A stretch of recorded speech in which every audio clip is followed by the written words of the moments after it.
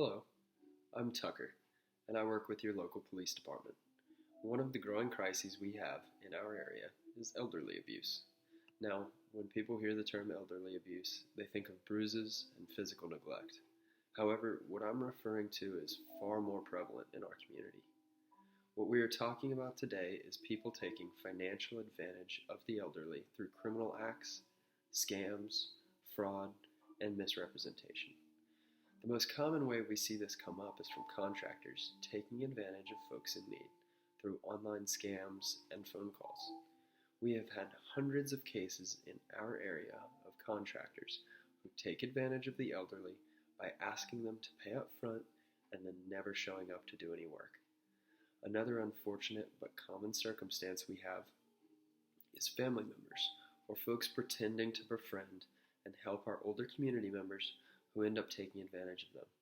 According to the Nursing Home Abuse Center, the most common groups to take advantage of elderly folks are trusted people they know, like family members or caregivers.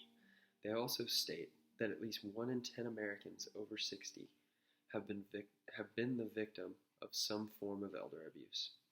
Currently, a lot of the older members of our community have become victims of this because they are willing to pay contractors up front before any work has been completed.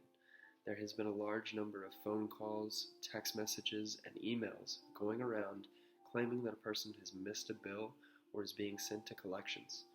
Often these are so aggressive that our citizens are responding by trying to pay quickly for fear that they will be sent to collections or because they get threatened with large fines by the scammers.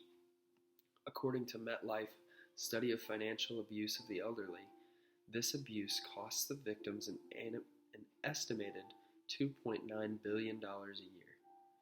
To bring these costs down and avoid further victims, don't give out any of your sensitive information over these phone calls, text messages, or emails. When in doubt, hang up and call back the company that they claimed you owed money to, using a phone number you know to be correct, and ask about the problem. When hiring a contractor, never pay up front. Lastly, sign up for our Are You OK program, where we will check in with you regularly to make sure everything is okay, and a trusted and trained police officer can help recognize any of the above situations.